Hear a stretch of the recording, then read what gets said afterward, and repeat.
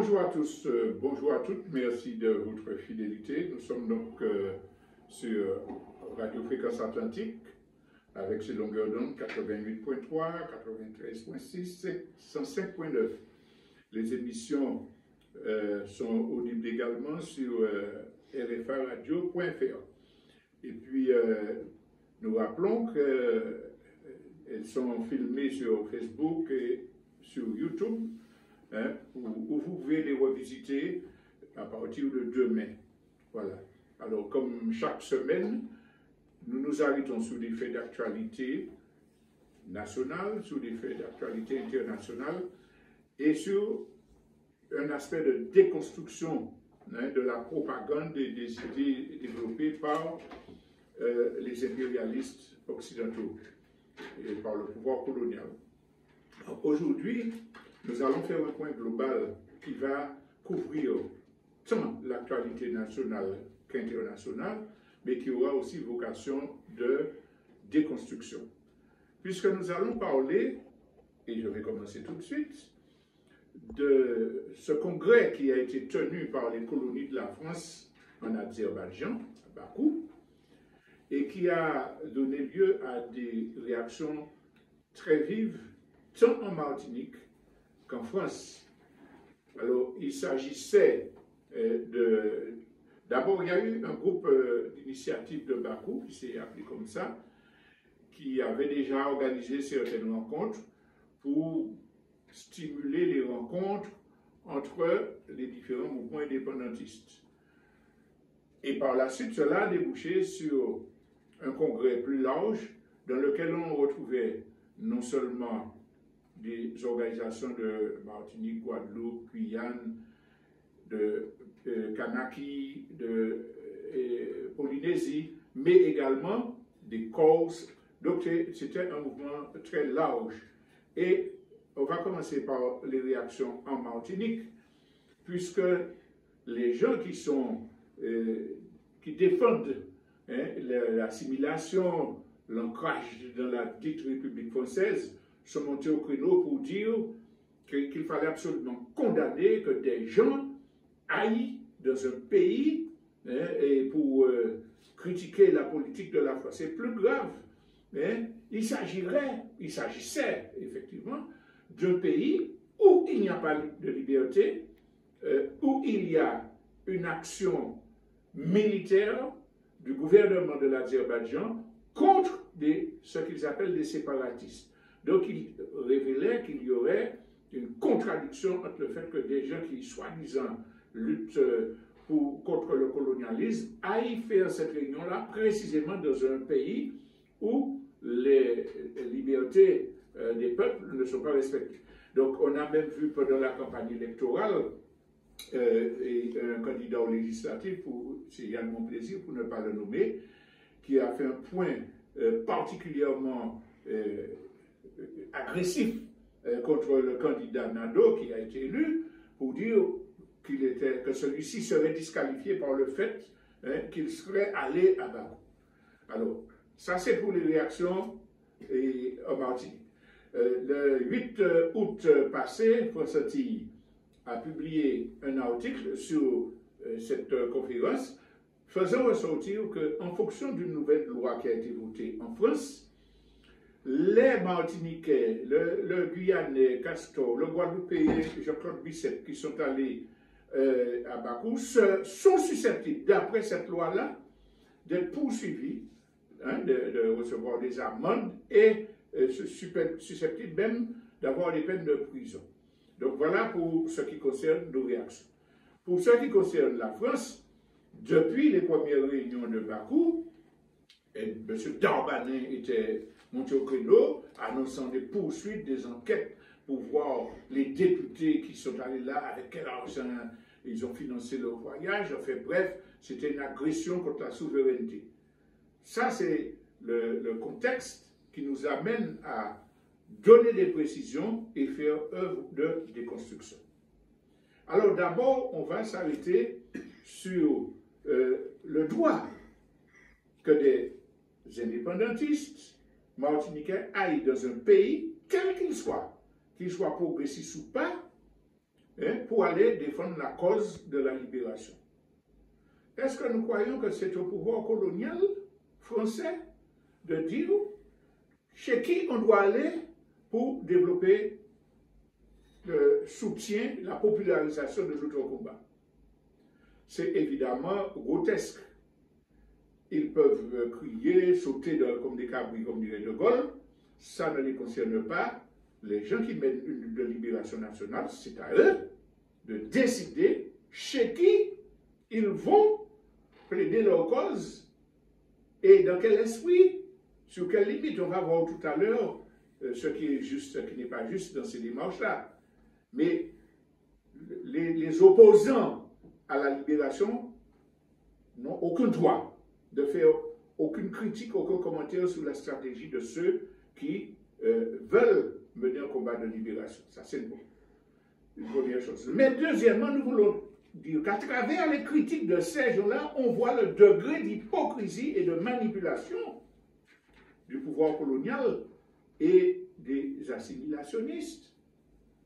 Comment pousser des cris comme ça, parce que les gens vont à Bakou en disant que ce régime-là n'est pas un régime démocratique, alors qu'il n'en pose aucun problème que des gens vont en Israël. Est-ce que Israël est moins criminel qu'Azerbaïdjan, ou bien n'est-il pas en train de commettre un génocide? Mais vous avez des députés français qui vont, vous avez des gens qui vont en Israël. Quels sont les pays de dictature qui ne respectent pas les droits de l'homme, chez qui le gouvernement français interdit aux ressortissants d'aller, quel que soit leur positionnement politique? Donc il s'agit de chercher un moyen de discréditer la démarche, mais ce n'est pas une volonté de défendre la démocratie en Azerbaïdjan ou ailleurs. Vous, Martiniquais, nous, Martiniquais, nous avons eu l'occasion de voir sur la chaîne publique, Martinique Première, relayant les publicités de France, des spots publicitaires, des émissions publicitaires qui vantent la beauté de l'Azerbaïdjan ou du Qatar, qui durent de longues minutes pour dire c'est beau, allez, il y a des belles choses culturelles. Ah bon? Pour que vos circuits économiques qui participent du tourisme en Azerbaïdjan, les capitalistes continuent à faire de l'argent, vous appelez les gens à y aller. Émission publicitaire. Personnellement, je peux témoigner que nous avons vu ici en Martinique des publicités touristiques pour l'Azerbaïdjan et le Qatar, pour ne donner que des exemples de pays non démocratiques. Donc, les capitalistes peuvent aller, les Martiniquais peuvent aller pour faire de l'argent, mais ils n'ont pas le droit d'aller pour dire il y a un pouvoir colonial et nous voulons en sortir. Tout ça pour montrer que c'est de l'hypocrisie. Mais quel est le véritable problème de fond dans cette affaire-là? Parce que le gouvernement français dit que l'Azerbaïdjan fait de l'ingérence en France. Donc c'est parce qu'il ne faut pas permettre qu'un pays étranger fasse de l'ingérence et utilise des gens pour faire de l'ingérence en France, qu'ils sont mécontents et qu'ils dénoncent le voyage qui a été fait par des anticolonialistes de différentes colonies françaises. Le vrai problème, je disais, c'est qu'il y a une guerre au niveau international entre des puissances impérialistes et on verra à travers les éléments que je vais donner qu'il s'agit bien d'une politique de superpuissance qui veut s'imposer et interdire aux gens qui ne sont pas d'accord de s'exprimer. Alors, j'ai fait allusion à la loi qui a été votée en juillet, selon laquelle les anticolonialistes qui sont allés à Bakou peuvent être mis en prison et payer de lourdes amendes. Quelle est cette loi? C'est une loi qui prévoit la mise en place auprès de la haute autorité pour la transparence de la vie publique qui existe déjà en France, HATVP, donc qui prévoit la mise en place de registres numériques des activités d'influence étrangère. Ce registre recensera, après déclaration auprès de la haute autorité, les activités des personnes agissant pour le compte d'un mandant étranger, puissance ou entité étrangère, parti ou groupe politique étranger hors Union européenne. Ces activités devront avoir pour but d'influer sur la décision publique, notamment sur la fabrique de la loi, ou sur la conduite des politiques publiques, y compris sur la politique européenne ou étrangère de la France. Ce que je viens de dire là, c'est une citation issue de Vie publique, le site qui fait de la propagande pour la République française. Cette loi-là, vous avez entendu, ça veut dire que si je vais dans un pays que la France considère comme voulant s'ingérer, je dois aller me déclarer dans un registre. Je suis obligé par la loi d'aller me déclarer et dire ce que je vais faire là, ce que je dis. Et si les activités que je mène visent à influencer la loi française, donc là je suis passible de condamnation. Ça veut dire que si je vis dans un pays où dire c'est un pouvoir colonial, je veux une loi de décolonisation, je peux aller en prison et être donc condamné à de lourdes amendes. Alors, les personnes qui refuseraient, c'est la loi toujours que je cite issue de Vie publique, l'article de Vie publique, les personnes qui refuseraient de transmettre à la HATVP des informations sur leur identité, leurs actions d'influence, les personnes qui approchaient, risqueront 3 ans de prison et 45 000 € d'amende. Les peines prévues pour les personnes morales sont plus lourdes. 225 000 € d'amende, interdiction de percevoir une aide publique. Ça, c'est une loi qui a été votée en France. Mais, avant d'aller plus loin, il nous faut rappeler à la mémoire de chacun où il y a des lois équivalentes et ce que disent les démocrates occidentaux. En 2012, écoutez bien, le président Vladimir Poutine a signé une série de lois qui permettent de désigner comme agent de l'étranger tout individu qui s'engage en politique au sens large du terme, qui reçoit des financements étrangers. Et en décembre 2019, le Parlement russe a adopté une loi qui stipule que tout individu bénéficiant d'un financement étranger, créant ou distribuant des publications pour un média étranger, pouvait être désigné comme un agent de l'étranger. Selon cette loi, les citoyens qui s'engagent en politique et reçoivent des fonds devront d'eux-mêmes demander le statut d'étranger auprès du ministère russe de la Justice et rendre compte régulièrement de leurs activités. Dans le cas contraire, ils risquent des amendes ou des peines de prison pouvant aller jusqu'à 5 ans. Exactement la même philosophie que la loi que la France a votée. Exactement la même chose.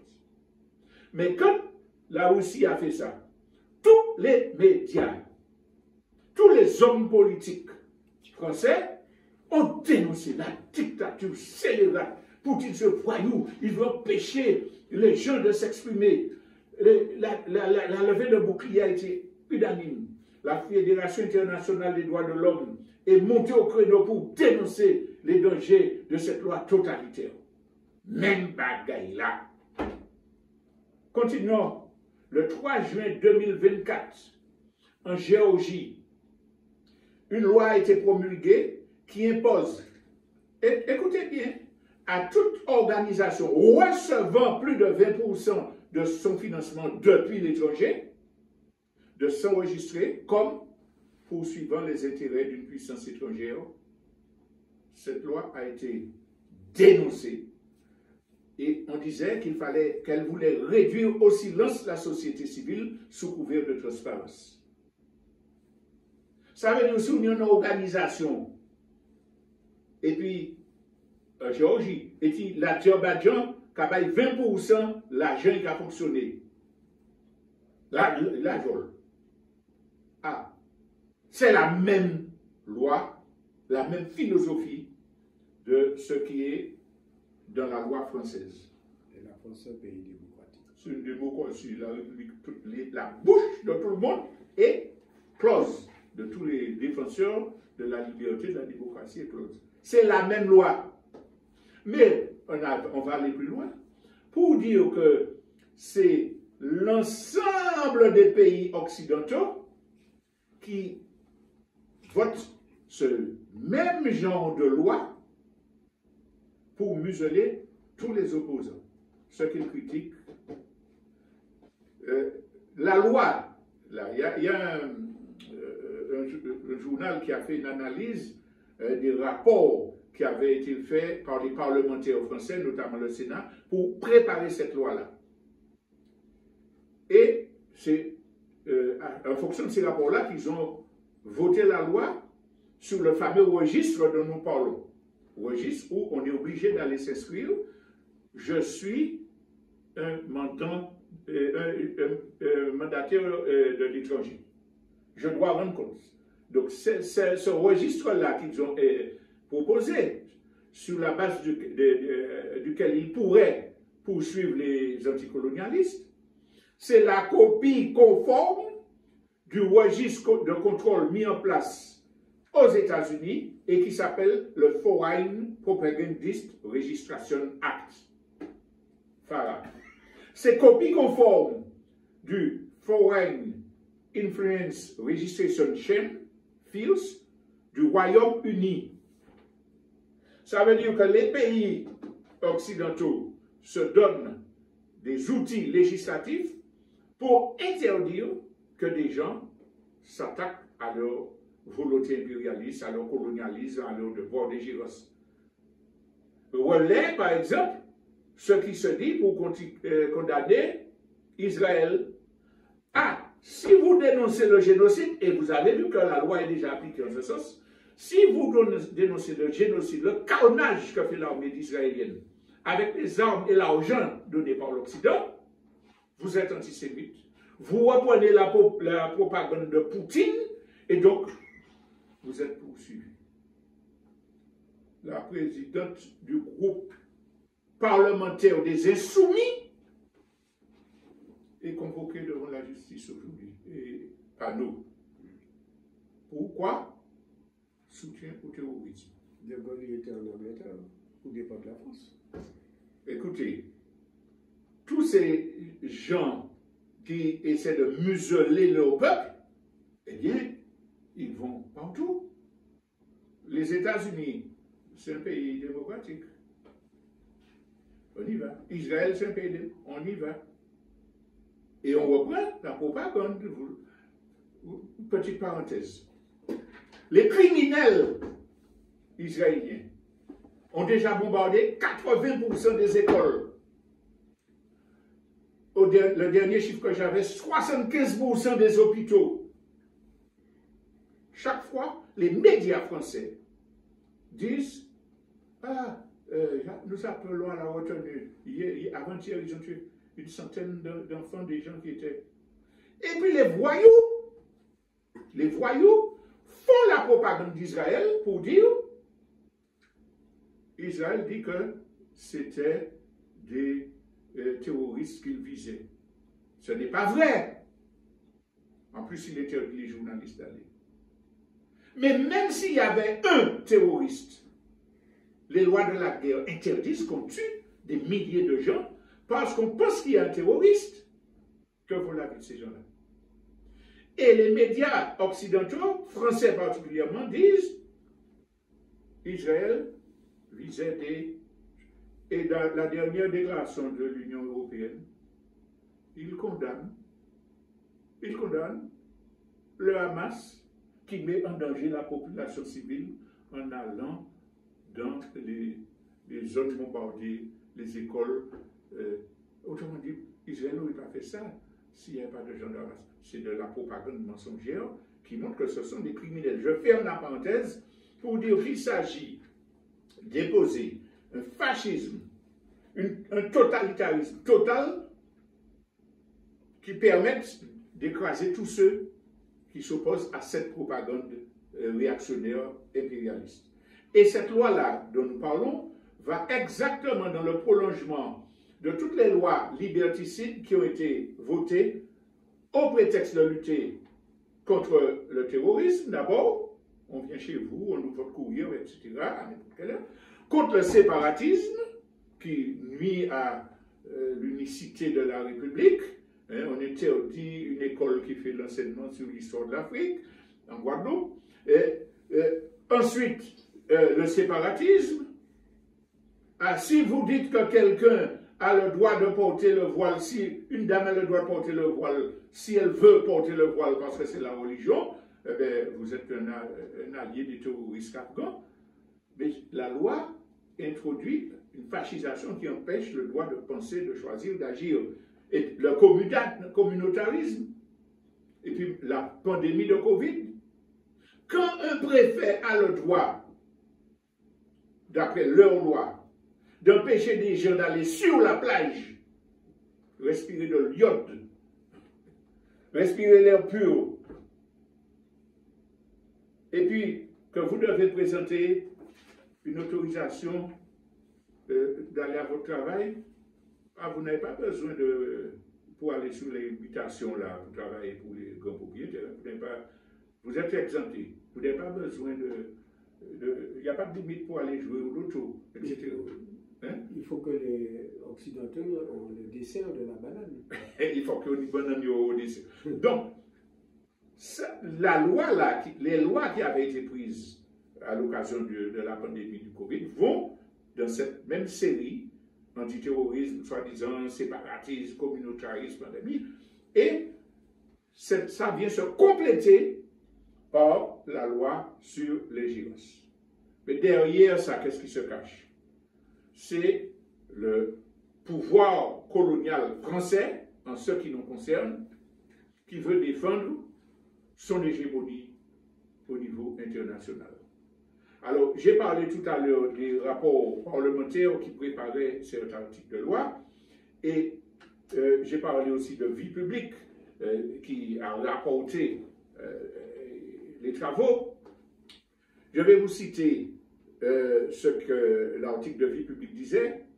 Pour les auteurs du texte préparatoire à la loi, le statut de grande puissance de la France l'expose à des agressions ou tentatives de déstabilisation protéiforme émanant de l'étranger. Les outils qui existent déjà pour les contrer, bien qu'efficaces, demeurent parfois insuffisants au regard de l'intensification de la menace que font peser les ingérences étrangères sur l'exercice de la souveraineté nationale. On voit bien qu'il s'agit pour l'impérialisme français de se donner les moyens de maintenir sa domination dans les territoires occupés. Alors, on a vu au début de l'émission que les effets pervers de la loi sur les ingérences étrangères sont déjà révélés à travers les attaques contre le groupe d'initiative de Bakou ou contre le congrès des colonies françaises qui se sont tenus en Azerbaïdjan. Donc, là maintenant, le président de la Polynésie, Jean-Jacob Bisset, qui est ancien député vert, qui est actuellement dirigeant de l'UPLG, le député guyanais Jean-Victor Castor, Francis Carole, qui est chef de file du Parlement, tous ces gens-là, ils pourraient être condamnés à payer 45 000 € d'amende et effectuer 3 ans de prison parce qu'ils sont allés faire une réunion dans un pays pour dire que la France nous colonise, pour dire qu'ils souhaitent que les gens se réunissent pour lutter pour la décolonisation. Ils ne sont pas allés dans une réunion de terroristes pour dire on prend les armes, on appelle les gens à égorger. Non, ils sont allés pour faire une réunion pour dire voilà ce que nous connaissons. Réunion qui devrait se tenir dans tous les autres pays du monde, quelle que soit leur coloration politique ou leurs attitudes, puisqu'on a vu qu'il y en a très peu qui sont effectivement démocratiques. N'empêche que ces gens-là, désormais, d'après la loi française, copiée sur celle des Russes, copiée sur celle de Géorgie, copiée sur celle des États-Unis et de l'Angleterre, s'ils ne vont pas se dire, bon, je travaille pour l'étranger, je dois venir, quand est-ce pour vous dire le rapport, qui c'est j'ai vu, etc. Ils sont passibles de condamnation. Alors Darmanin et puis tous les autres fascistes, les suprémacistes, ah, ça fait nouvelle, non! Mais ils se trompent. Parce que ce n'est pas une loi d'un pouvoir colonial qui va empêcher aux combattants de la souveraineté nationale de continuer, d'intensifier, d'aller partout où ils le veulent. Et d'ailleurs, il ne faut pas qu'ils pensent que quels que soient les désaccords qu'il puisse y avoir entre des organisations, s'ils mettent en prison des gens parce qu'ils vont faire la popularisation de notre lutte, et que les vrais indépendantistes, les vrais combattants vont rester les bras croisés en disant avec eux. Non! Le peuple martiniquais, le peuple kanak, le peuple polynésien se battrait, couroupé, si jamais cette loi terroriste, totalitaire, s'appliquait à un militant quelconque, quel qu'il soit, quelle que soit sa position. Alors, ça, c'est le projet des Français vis-à-vis de nous et les résistances à prévoir. Mais quand même, il faut revenir sur la question de fond. C'est du cynisme, c'est de l'hypocrisie. Des gens qui s'ingèrent partout, qui paient d'autres groupes pour faire de la subversion, des gens qui bombardent des pays où n'ont rien à voir. Au Venezuela, aujourd'hui, on a des nouvelles tentatives des Occidentaux pour semer la confusion, mentir, etc.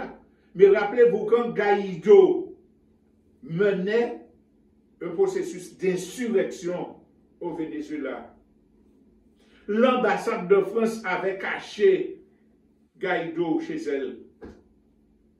Et ce Guaido-là, on sait qu'il a fait des photos avec des narcotrafiquants, des gens qui font du trafic d'armes en Colombie. Que c'est un terroriste. C'est ça. La Grande-Bretagne vole l'eau du Venezuela pour dire à Guaido, tu fais ce que tu veux avec. La France soutient Guaido et puis elle ne fait pas d'ingérence. Quand la France va en Côte d'Ivoire se mêler de la lutte et puis prendre par la peau du cou le président Laurent Gbagbo pour le traîner devant la Cour pénale internationale, où finalement il sera disculpé, on peut dire, c'est pas de l'ingérence. On ne va pas faire la liste de tout ce que quotidiennement ils font d'ingérence, mais je veux rappeler quand même que c'est la France qui a parachuté des armes aux insurgés qui ont renversé le colonel Kadhafi. Et que ces armes-là, c'est elles qui ont servi à tous les mouvements terroristes de la région de se répandre en Afrique et de semer le chaos. Ce n'est pas de l'ingérence.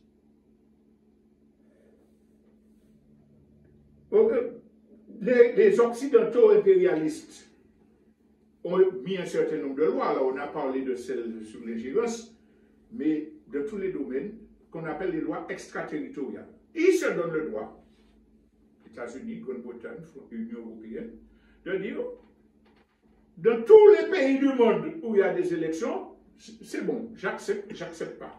Je ne reconnais pas ce président-là. Vous imaginez que la France accepte des observateurs russes, chinois, cubains, et que la Russie, Cuba et la Chine aient le droit de dire « Je ne reconnais pas Macron, je ne reconnais pas la présidente actuelle macroniste de l'Assemblée nationale, parce qu'il y a eu fraude avérée. On a trouvé 10 bulletins de plus dans l'urne où les députés votaient. Alors la Chine va dire non, je ne reconnais pas Macron, etc.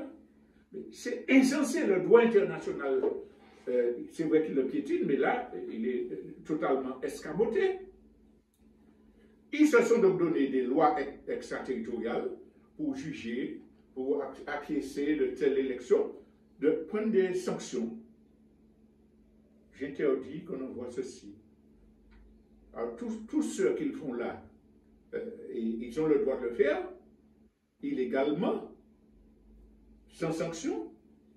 Ils ne prennent aucune sanction contre la barbarie d'Israël qui massacre le peuple entier, mais ils prennent des sanctions contre le Venezuela parce que je n'approuve pas les résultats. Alors que, j'en ai parlé dimanche dernier, alors qu'il y a un processus, il y a des contrôles, alors qu'on invite l'opposant qui conteste à venir et comparer les résultats, puis dit non, je ne vais pas, l'opposant. Bon. Donc c'est évidemment un mépris du droit international. La France, de toute façon, n'a aucune leçon à donner à quiconque. Je l'ai déjà dit, et beaucoup de gens l'ignorent encore. La présence de la France à Mayotte n'est pas reconnue par la communauté internationale parce que c'est un déni du droit international. Il y a eu un référendum d'autodétermination pour ou contre l'indépendance. L'indépendance a pris la majorité. Dans l'île de Mayotte, il y avait une majorité de non parce que tous les Français qui occupent sont majoritaires dans les grandes villes et que l'élection a été truquée par la France. Il y a une disposition spéciale qui avait été prise notamment pour le vote de la départementalisation où des gens pouvaient voter sans carte, sans pièce d'identité, dès qu'ils venaient avec deux gens qui disaient « je le connais ». Donc, sur une chose d'ailleurs qui est illégale, parce qu'il y a un référendum pour un pays, on ne décide pas, bon, comme dans cette région-là, il y a plus de noms, je la garde. C'est illégal. La France bafoue le droit international. Le référendum d'autodétermination du peuple kanak, la France bafoue le droit à l'autodétermination de ce peuple colonisé, massacré, en disant « je fais un corps électoral au mépris des engagements que j'avais signés pour ne pas perdre le référendum. » Et puis ces gens-là, eux, vont nous dire vous les anticolonialistes, là, vous n'avez pas le droit d'aller dans tel pays pour faire ceci, c'est pas de ma constitution, ma loi l'interdit. Les choix tactiques des gens qui mènent la lutte pour la souveraineté leur appartient. Et nous avons le droit d'aller où nous voulons pour développer la popularisation de notre combat. Nous avons le droit d'alléger des gens que nous n'aimons pas plus que ça, mais pour utiliser les contradictions entre les ennemis. Imaginez que des criminels bandits vous agressent, vous donnent des coups de bâton, etc. Et puis que des gens d'un groupe criminel ennemi de ceux qui vous battent arrivent, et puis viennent les chasser pour que vous puissiez partir.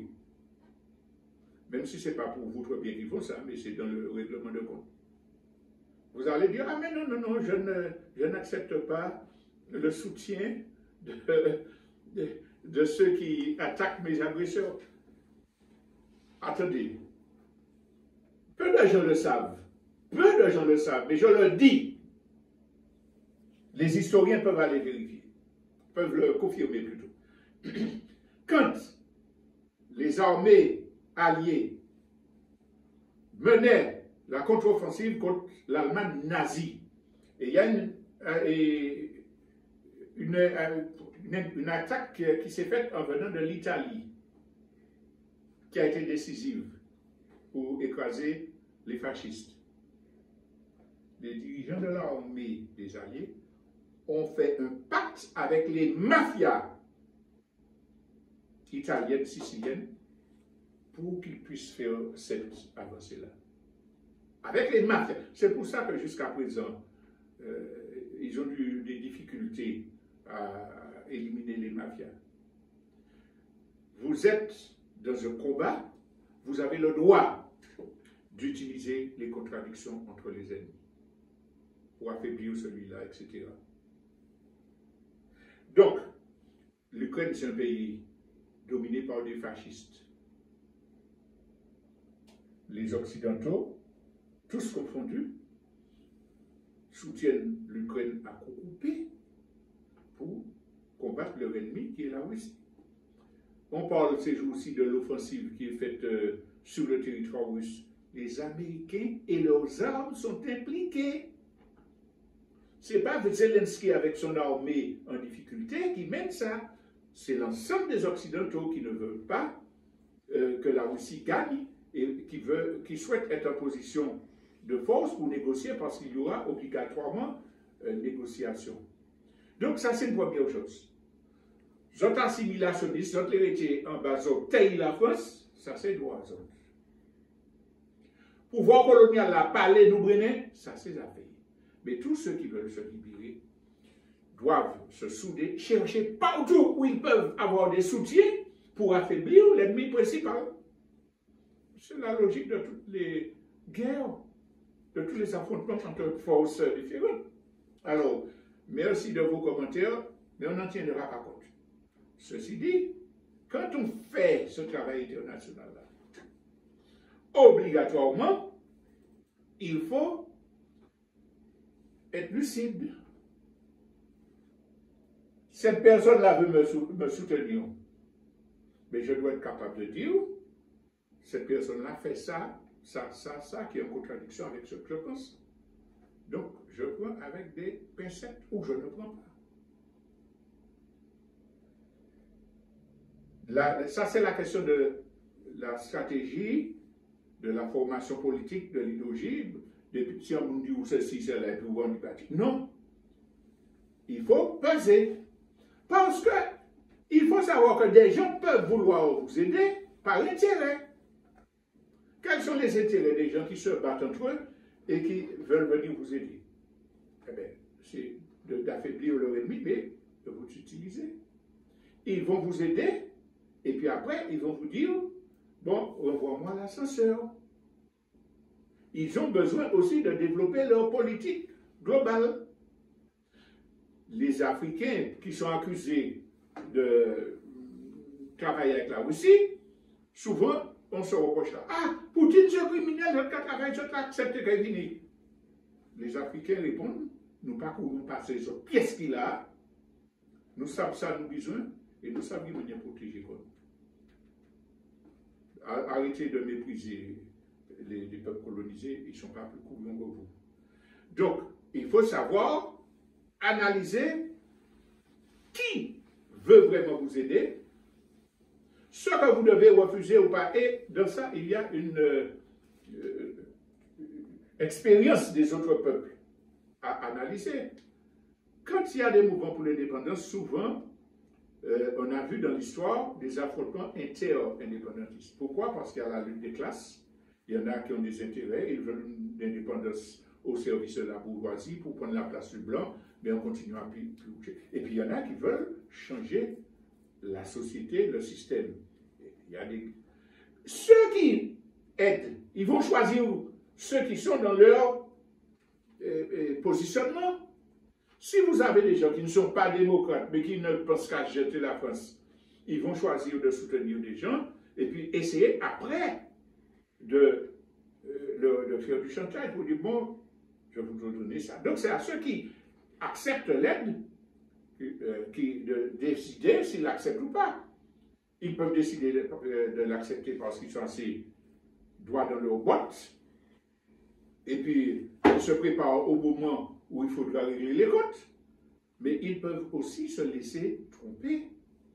Ce qui veut dire que la question de l'international, il ne faut pas la prendre à la légère. Oui, c'est vrai qu'il faut populariser, aller partout, mais il faut être lucide. C'est pour ça que nous, au CNCP, nous avons été invités à participer à la dynamique du groupe de Bakou. Ça veut dire, c'est intéressant, mais nous privilégions une autre démarche. Et quelle est la démarche que nous privilégions, c'est de nous appuyer sur ce que nous faisons depuis 30 ans, à savoir la solidarité entre les mouvements populaires, le soutien de gouvernements anti-impérialistes et progressistes en priorité. Nous sommes déjà dans cette dynamique-là.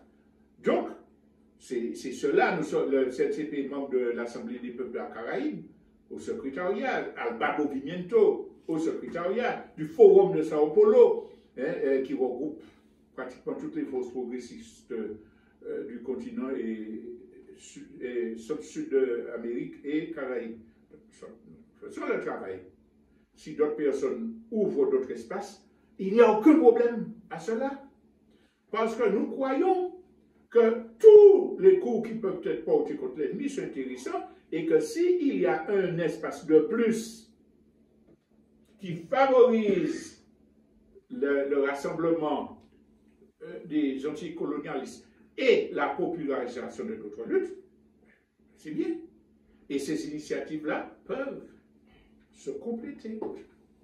Mais, et nous arrivons à la conclusion de cet article, de cette partie, c'est que ce qui doit nous guider dans cette affaire-là, c'est que autant le travail international est indispensable, autant il n'ira nulle part, il n'aidera jamais le peuple martiniquais si il n'est pas l'expression d'un peuple conscient et organisé. Ça veut dire que si entre ceux qui combattent pour internationaliser et développer la solidarité, si ils ne marchent pas sur leurs deux pieds, à savoir participer à l'organisation et la conscientisation du peuple, en même temps qu'on fait le travail international, ça n'ira pas bien loin. Vous savez, il y a eu plein d'internationales dans le monde de différentes tendances politiques. Mais il y en a qui ont pu faire les choses avancées, il y en a qui n'ont pas vraiment servi à grand-chose. Pourquoi? Parce qu'elles étaient coupées de la réalité. Donc le plus important dans cette affaire-là, nous sommes dans une période de confrontation très dure, très décisive entre les impérialistes occidentaux et les peuples dominés. Nous n'allons gagner aucun combat. Le travail international ne servira strictement à rien si nous, les militants, ne privilégions pas le travail sur le terrain.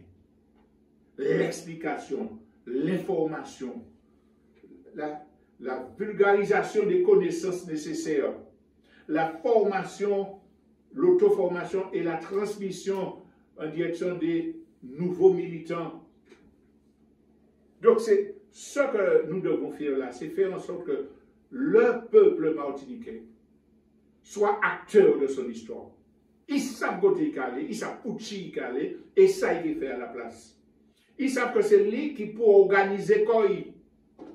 Il faut que dans les familles, dans les quartiers, dans les communes, il y ait des structures où les gens discutent de l'avenir de la Martinique, organisent l'économie alternative dès aujourd'hui, organisent la substitution de l'agriculture populaire visant l'autosuffisance aux monocultures,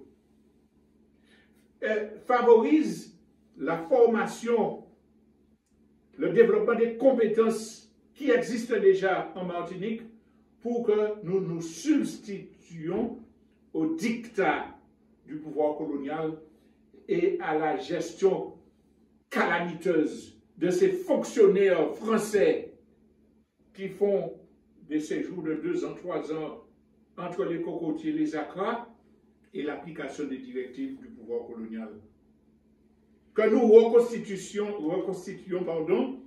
l'éducation de nos enfants, de notre jeunesse, de notre peuple, à travers la connaissance de l'histoire, à travers le développement de la culture de partage qui fondait